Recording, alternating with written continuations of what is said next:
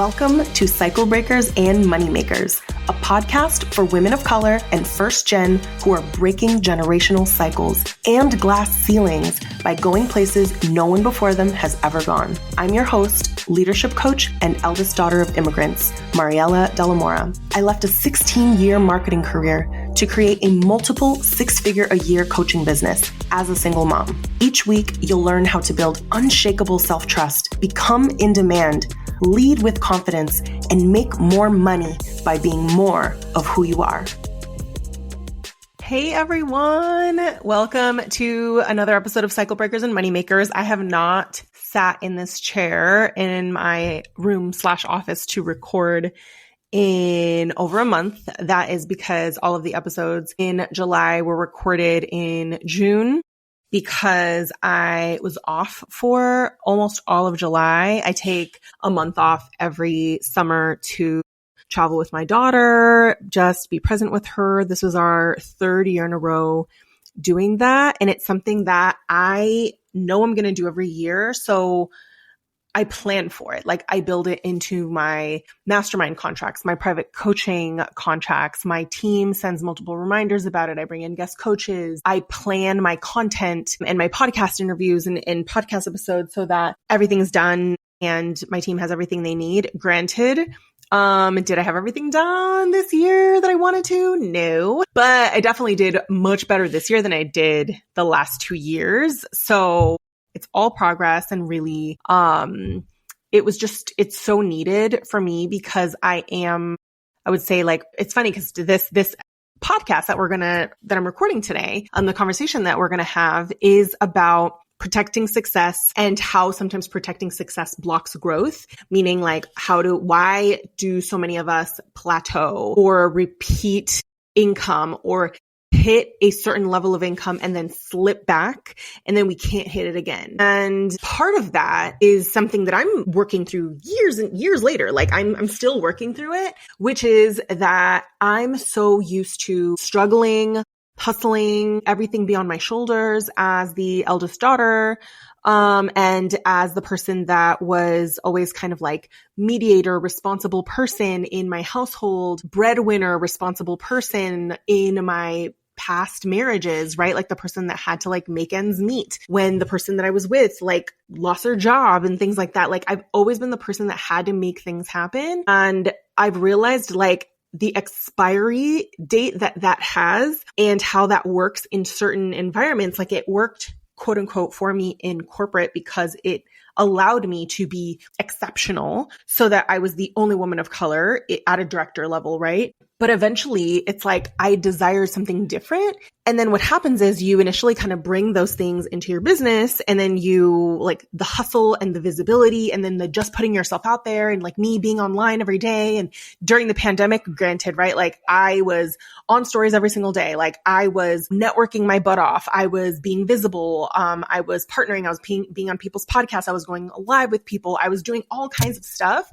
Because I was like, I'm going to make this work, right? It was this fire that was lit under me. And I'm glad that I was able to do that. It's almost like the hustler me, the survivor me helped me establish my business, get it off the ground, surpass like more income than I thought I could make. I made 6 figures my very first year. I was able to, get back on my feet financially after my divorce, where I literally had to get on food stamps for a while because it wiped me out. I moved from London where I was married. I had to I was pregnant. I was heavily pregnant. I had to move back in with my parents. Like I was in a struggle situation, right? Like I had just been abandoned during my pregnancy, like, right?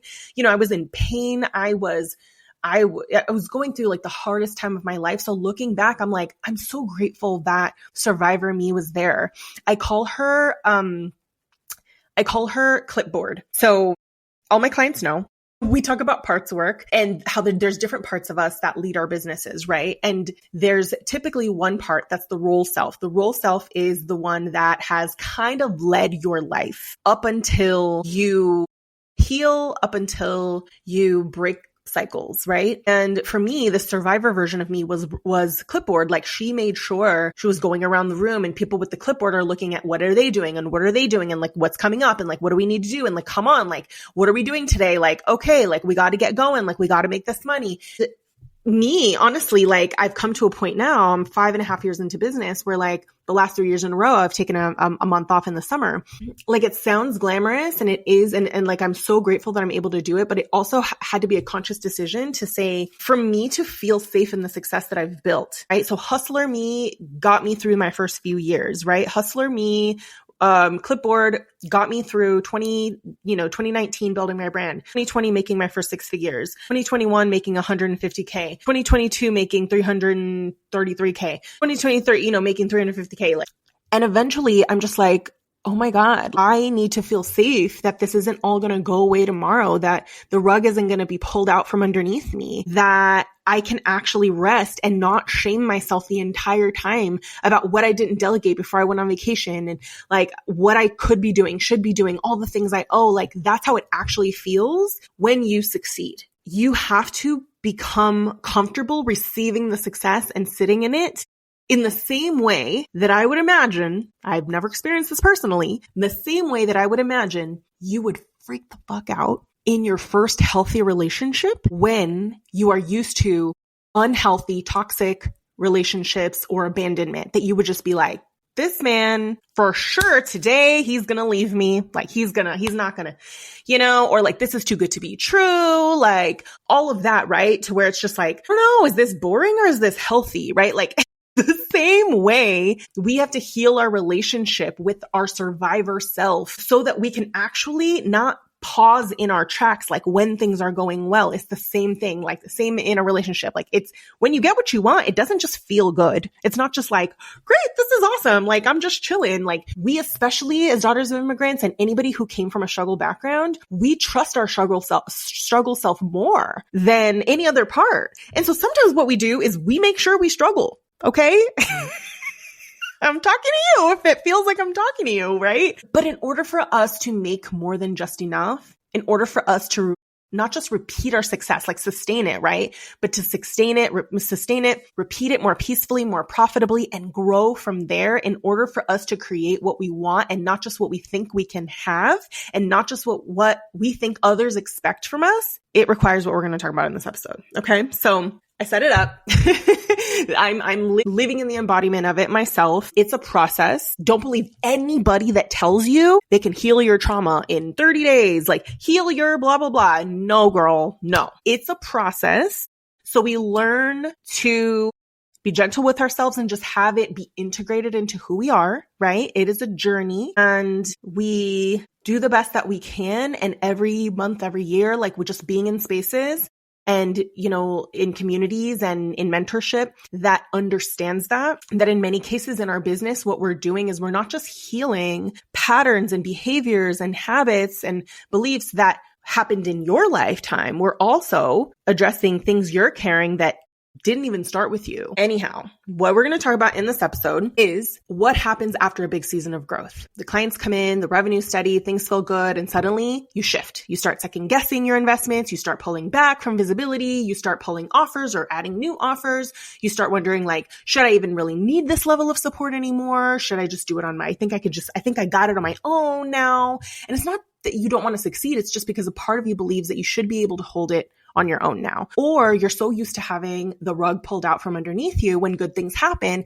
that after you start making an amount of money that challenges your identity, you start to hyper focus on like not losing it or people not being mad at you, right? And you stop focusing on even sustaining where you are, let alone growth. Like forget about growth, right? And so this is especially true if you're somebody who had to learn how to survive without a lot of help. And so this episode is about that shift that I see in so many people who grew up witnessing struggle, being the person who carried it all on their shoulders, many daughters of immigrants, especially, eldest daughters or anybody who grew up in a marginalized, identity, right? And so I want to talk to you all about why this pattern shows up after success. Number 2, how to know if it's happening in your business right now and the 2 forms that I see that it takes. Number 3, what it's already costing you. And number 4, how to move forward without burning down what's working. So whether you right now are just like at capacity or you're afraid to finally to break what's working because you've evolved, this episode's for you. So we'll call it for purposes of this episode, playing it safe. But we know that this takes many forms. So why does this happen, right? So why do we play it safe. Playing it safe can look different ways. This could look like capping your growth. It could look like stopping what was working, all of that. So there's two main cycles that I see that people find themselves in. And sometimes you're in both. You might be in one more than the other. One is you're in a survivor cycle, which means you trust survivor you more than you trust the easeful you who is emerging, that your success created. The other cycle is what I call like a vice grip cycle. So it's like you got something and now you're like, I got to hold on to it. You're afraid to lose what you built if you allow yourself to change, right? So you're either in a survival cycle or a vice grip cycle, or you're in both. I have been in both. Okay. Let's just keep it real. And it makes sense. This isn't even something that shouldn't happen. It's actually something that is going to happen. Could I have taken a month off like previously? Hell no. I would have been like, you know what I mean? So let's just talk about it. So survival cycle. How do you know survival cycle looks like? You have a version of you that used to always be in charge. The version of you that always had to survive is still essentially the CEO of your business. They are running your business. They're hypervigilant. They're always looking for a problem to fix. They operate really well when their back is against the wall, when they work really well under pressure. This isn't just about procrastination. This is kind of someone who's like, you want to make it really hard on yourself because you know that when you do, you will show up for you. Like you will never let yourself not be able to pay your bills. You're never going to let yourself like totally fail. Like so you kind of wait till your back's against the wall. And so you'll kind of make sure that you're always struggling somehow so that she is like, well, I can't let somebody else take over because look at this mess, right? It can also feel like ease and calendar space feeling dangerous to your nervous system. So this will happen with my clients once they actually have space. So I remember coaching a client who had like 20 one-on-one clients and some corporate clients and some speaking engagements. And we literally were like, oh my gosh, she is just so overwhelmed. I think this was like 150K a year. And then the next year was like right at 300K. But the 300K, she had so much more space. And we had to actually coach on how uncomfortable it feels to have days. And she's like, I don't even know what to do with myself. And I was like, no, now you have a different job to do as a CEO. You have these spaces. Now we have to structure your week differently. Now you have like days where you're actually actively thinking about your business, making decisions ahead of time. You're thinking like you're making decisions and you're also taking care of yourself differently. Like at that point, you just have a different job to do. Like at that point, movement in your body, self-care, like things like that, connection, creativity, like those things matter. And you didn't have time for them before, right? So ease and calendar space feels dangerous to your nervous system. That's a survivor cycle. Why can't I say it? And also you're here if you feel like your capacity is constantly stretched, where you're like, I just have enough capacity to figure out next week or this week. You know what I mean? Like, and so that keeps you in like Band-Aid cycles. So like, that can also be ADHD, can also be, children, that make it difficult. I for sure am there, but it's essentially like you're just getting by all the time. And it feels like, oh my gosh, the vice grip cycle is where you're afraid to lose what you've built. This can look like you feel like you're a different person. And you are in many ways, like, especially if you've been in business for a few years, like think about any job you've had previously. Aren't supposed to just stay doing the exact same job title, the exact same thing year after year. So why would you do it in your business? So you feel like you're a different person. You want different things. Maybe your actual day-to-day life looks different now, or you want it to look different in the future. Like, for example, I coach a lot of people who are planning on having children, and they want to be able to grow with that in mind, or they have been in a healing journey. And so like, they don't want to do the same things that they did before. They succeeded using strategies they don't want to keep doing anymore. And sometimes you'll know you're here because you keep comparing yourself to a past version of you, but that past version of you doesn't exist anymore. Like you literally cannot go back, but you also can't resist like evolving either. So you're not giving yourself permission to grow, and it'll feel like you're wearing a jacket and that jacket is too tight. And if you've ever worn a really, really tight jacket, or like a sports bra and it's too small and it's really hard to get off. So it's like that. It's like you are just compressing yourself. It would be the same as like staying in a job just because you're good at it and you don't think they're ever going to fire you, but you're also not being challenged and you're not growing, right? So the survivor cycle and the vice grip cycle. And it can look a lot of different ways. Like I said, like I had a client who came into reclamation this year, and we were talking about how in her biggest financial year, because we unpack everybody's success receipts, right? Like, how did you succeed in the past? So we look at like strengths in terms of communication. We look at visibility strategies. We look at all these different things. And she was like, yes, when I made the most money, I was online all the time. Like I was on social media all the time. My family noticed, my husband noticed, and now they want to make space for, family planning and things. And so we've had to coach through not filling every available moment with creating more content, and instead refining her messaging. And so instead of doing more, we're like, no, but what actually creates the clients? Like we refined messaging. We were doubling down on what's working. And after not landing clients in Q1, she landed 3 clients in 2 months in Q2, right? So these are the sorts of things where like we come in and we're like, the person has evolved. They want something different. They know what's worked in the past, but they don't want to succeed that way. But they also are afraid to do less, or they feel like they have to do more. And that's very uncomfortable. And those are exactly the things that we coach on, right? So what we just talked about is like, why does this happen? It happens because we trust you, and we're in a survivor cycle, or we're in a vice grip cycle where we're afraid that we're going to lose what we've built. How do you know that it's happening in your business? Based on the examples that I just shared in survivor cycle, it looks like you sell when you need to, but you slow down or you pause when you don't. You keep repeating the same income. You add new offers instead of making the ones that you have more profitable and what you want them to be, or you tend to pull the plug instead of problem solving. Like you're just somebody who jumps to pulling the plug. So for example, you stop doing something that was working because you think, okay, I should just be okay to do it by myself. Like, no, that's not how business works. Typically, once you add support, you're like, you can absolutely change it. I've done that, but you have to replace it with something, right? Or you tend to jump to like, it didn't work in an investment instead of making it work. So one of the ways that this looks like is especially with my super hyper independent, like daughter of immigrant clients, they will hire a VA that they absolutely need because they are very busy. And then they'll say, oh, well, like I just was correcting like what the VA was doing, and like I may as well do it myself. And like, but it doesn't really take me that long. So I'm just going to do it because I don't even know what I would give them to do. And I'm like, girl, I could tell you, there's a whole lot of stuff I can guarantee you right now. All the task switching you're doing in your head right now is hurting your creativity and your executive function and your capacity. And then instead of fixing it, this is why I'm like, please bring it to me in coaching. Please bring it to me. I will make sure that if you have a team member, we will get to a point where we know, is this truly not a good fit hire?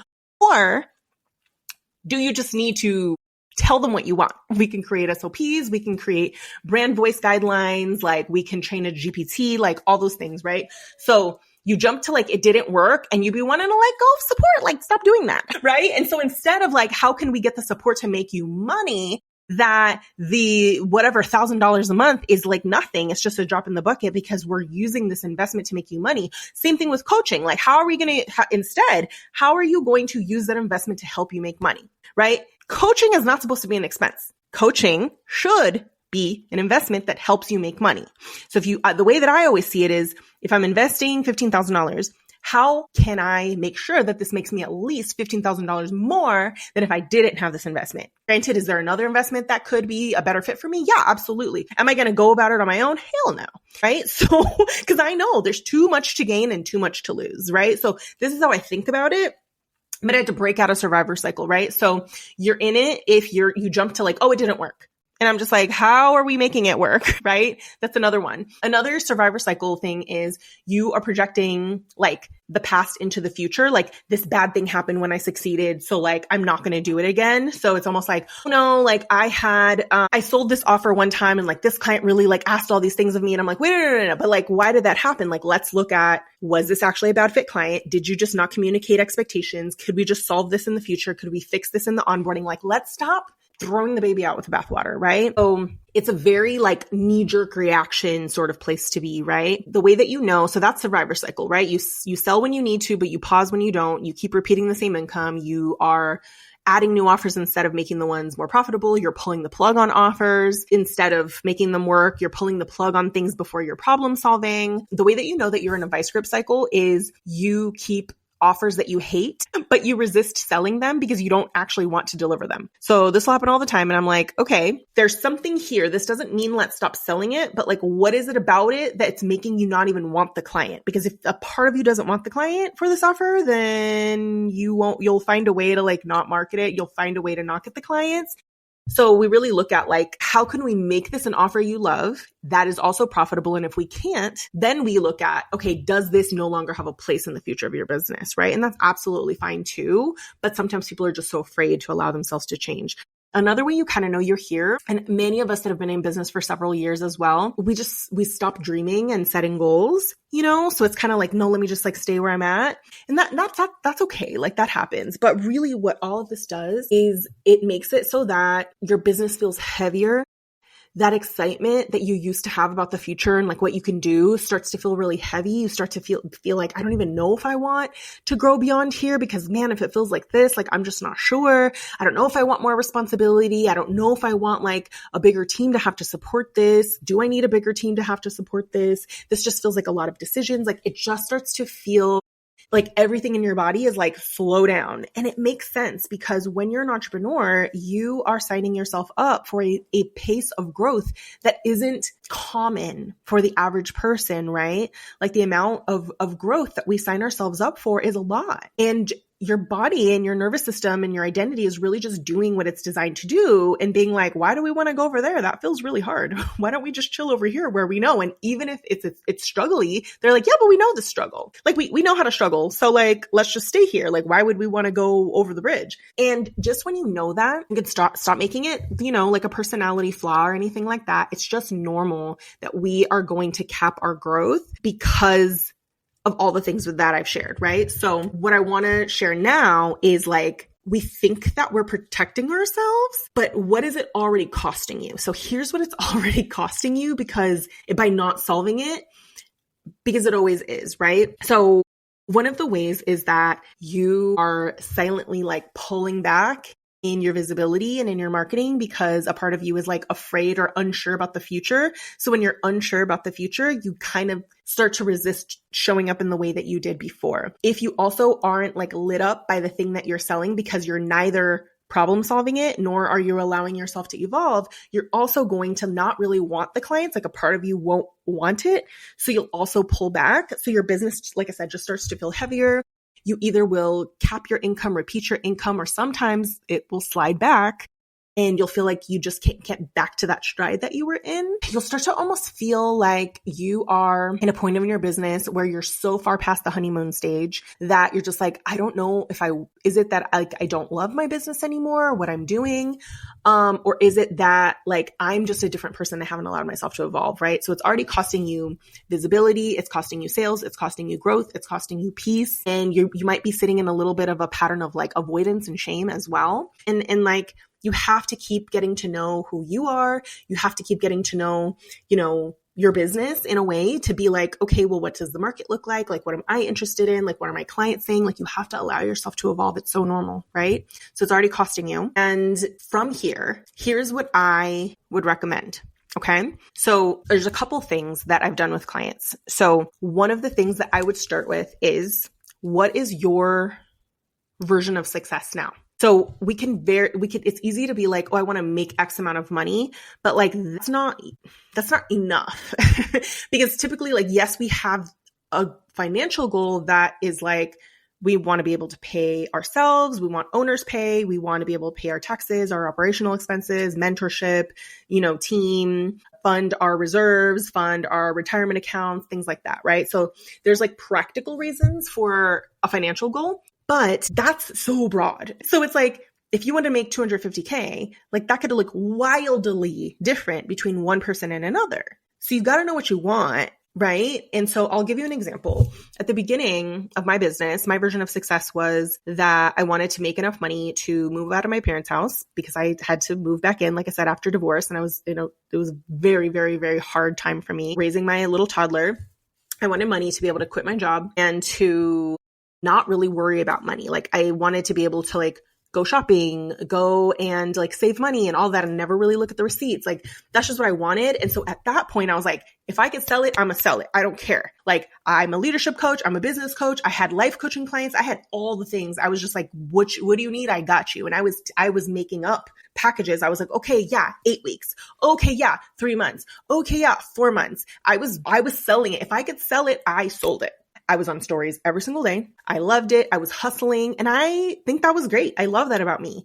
Very different situation now, right? So you have to look at what is your version of success? Now, my version of success is being able to take a month off and not have to show my face on stories if I don't want to, but knowing that I still have content and podcasts and, posts going out and things like that, right? Like I don't want my business to depend on my live energy, even though I loved it depending on my live energy for so many years. So that's just an example of what it looks like for me after making $1 million, And so what is your version of success now is number one. Number two is audit your offers. So like which of your offers light you up, which ones drain you, and the ones that drain you, how could you make yourself love them again? And really sit with that. And just like, if you were to say like, let's say if it was all solvable, what would make it worthwhile for me to continue to sell this, right? Is it the pricing? Is it the duration? Is it the deliverables? What would make it worthwhile? And if you can't find a way, then you can give yourself permission to evolve it into something else, right? You can decide, I don't want to serve this market anymore. Or you can say, I do want to serve this market, but not in this way, right? So do an offer audit is number two. So number one was, what's your version of success now? Number two, do an offer audit. Number three, do a marketing audit. So just like I shared with you how I used to love my business relying on 3 to 4 posts a month. That was what I did for the first several years. 3 to 4 posts on Instagram a month, no emails, no nothing else. And stories every single day. People used to joke, like, I know everything you're doing because like, I just have to go on Instagram stories. And now like, I'll either post like 15 times in a day or I won't post. Like it's just different. And so do a marketing audit, look at like, what is it that has brought me the majority of my clients in terms of my form of expression? So this doesn't necessarily mean an actual channel. So for me, it's when I'm speaking, right? So I now do podcasts more than Instagram stories. So I'm still speaking, but I'm speaking in an evergreen form of content versus something that's going to expire in 24 hours. That's more sustainable for me, right? Another thing I want to be doing, and I have in my plan, is to start a YouTube channel, speaking, but in a different way. So do a marketing audit in terms of what form of expression has been your strength that's brought you clients. What's a platform that energizes you? And maybe for me, it's like, I still love IG, but just not me showing up on stories all day. And then look at like, okay, has lead generation changed? Like IG for sure has changed in terms of a lead generation platform. Like now to generate leads from there, you need to create very differently than you did 5 years ago. But then there's other platforms, there's TikTok, there's, Threads. So you still need to make sure that you have ways that you're being discovered, ways that you're building trust and relationship with your people, and then ways that you are extending, selling, making offers, right? So just looking at that, because maybe it's like, hey, I want it to feel more sustainable. So now I'm going to shift from me being on IG stories every day, like this is what it looked like for me, to podcast and email, right? So do marketing audit. That's number 3.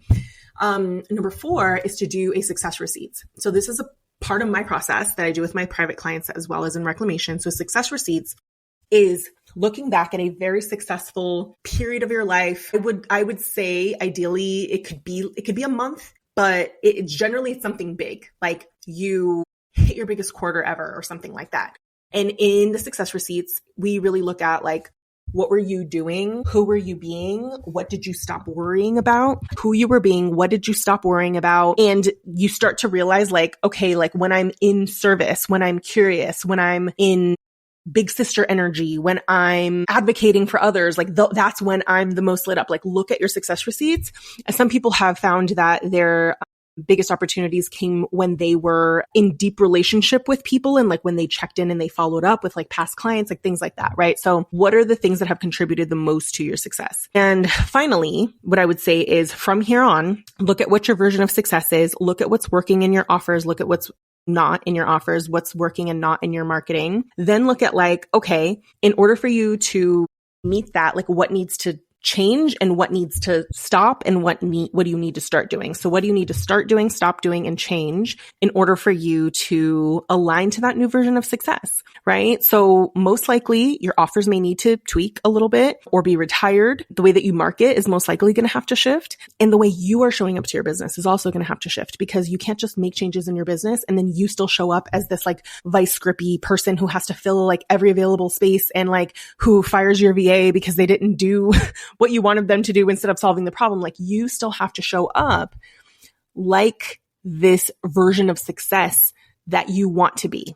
So to recap, survival mode in business, protecting success, it's just a normal part of business, like how we actually resist growth. And this is something that I help my clients with in private coaching. It's something that we talk about in reclamation. And mostly it's because so much of growth is about the human element of it and like safety to receive more. It's much less about the logic. The logic of business is actually pretty straightforward. Like, I could look at where your leads have come from. We could look at your messaging. We could look at the marketing outlets that you've been using. We could look at your goals and figure out, okay, if you want to expand into this market, like, do you have a lead gen problem or lead quality problem? Like, okay, what do we need to tweak? Like, that stuff I can do, right? I'm a marketer. I've been a marketer my whole life. But the most complex and beautiful part I would say about business is this human element, especially when you are creating something that really challenges your past identity and you have to feel safe in the success you've created. You want to feel safe in the space that you've created. And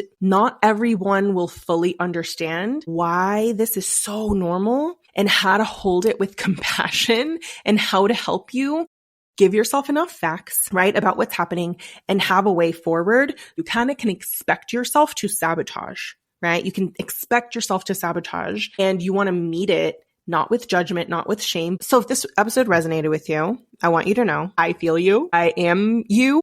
I've been you. I've been working through this myself in the growth of my business. I wouldn't have been able to create what I did if I, wasn't going through this process myself. This is why I create all of my processes specifically for women of color who are learning to create and receive and hold and grow beyond just enough. And I invite you to work with me. So there's two ways to do that.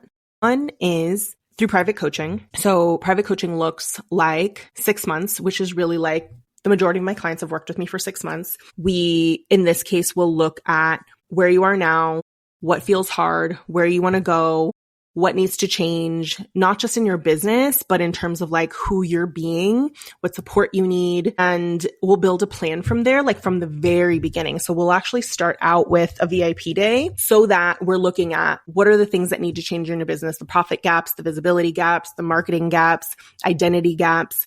And then we actually coach to that for the next 6 months. And that's my most transformational, like intimate, custom space to get exactly what you need, regardless of who you are. I have clients who are in like year 2 and have worked with a few clients, took a pause on their business and now coming back. I also have clients in private coaching who have made just under $500,000 or more. I've also worked with clients who have made millions, and I've been more of like a leadership coach and helping them like to scale. So, but what I will say is private coaching, I'm not as often working with brand new people. Most of the time when people come to me for private coaching, they have an established brand or business. They have clients that they've worked with. And that's because in private coaching, like we really get to dig into the complexities of you, your history, your business, and that's the space to do that. So typically people don't come to me as their first person, but that's what makes my private coaching so beautiful, because it is kind of a space that you feel like, okay, now I'm ready for this level of support. But DM me if you're not sure. So it's 6 months, it's $10K. Other options to work with me with monthly calls for $6K. And that tends to be kind of people who are pretty settled, but they just like want access to me and they want to be able to have like a much more, fast moving, more consultative like session every month and then go and implement. And those are for the folks who have no problem, like kind of getting things done.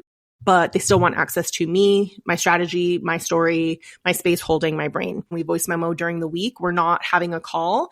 And so you have to be someone who's comfortable with that method of communication. So oftentimes what I have worked with clients on there is like, I'll look at their messaging and I'm like, okay, you're telling me this. And I have this whole intake process that you go through at the beginning. And once you go through the intake process, I'm like, this isn't coming across. This is missing. Here's what I would say. And I help them with their messaging and visibility gaps.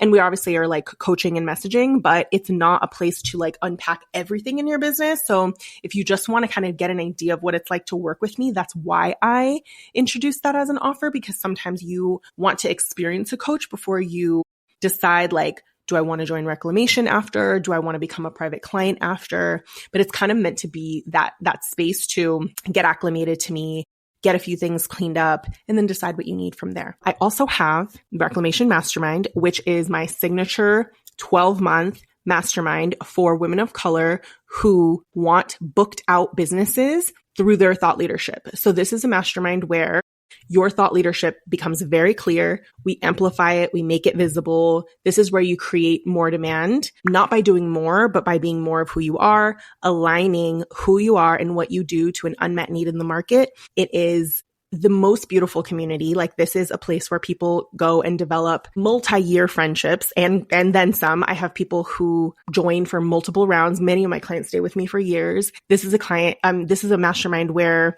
people leave with actual friendships, so like your life will definitely change. Like this is a place where even though it's a mastermind, like you very much still get like my consultative eye. Anything that I ever suggest to you, I will tell you, here's 5 reasons, here's 10 reasons. Like this is why I'm suggesting this to you. You have free will. You decide what it is that you want. So this isn't like a follow my framework. Everybody has to do the same thing. Like you're going to develop critical thinking. You're going to become a better leader. You're really going to be able to grow custom. Like I have people who barely even post on social media and made almost $500,000 because they work with mostly organizations with corporate contracts. And then I have other people who, have their blog and their TikTok page. So it's like the business models are very different. So it's also a really inspiring space to come in, and it's like anti-copy paste culture, right? Like you're going to come in and be inspired by different women of color, mostly daughters of immigrants, who have these really different, diverse business models, ways of marketing, and who are also just really, really smart. Like, I just think people come into reclamation and they're just like, I'm never going to like work with a coach in the same way that I did before. Like now we're really looking for someone who's going to guide them, mentor them, listen to them, guide them, like consult them instead of like, do this, don't do this, right? And this is how so many of my clients have been able to get booked out, right? And the doors to reclamation open October 1st. So you can find all of this in the show notes. Join the waitlist for that. Send me a DM on Instagram if you're considering any private coaching options or you just have questions about what works for you. So thank you for being with me. I will see y'all on the next episode.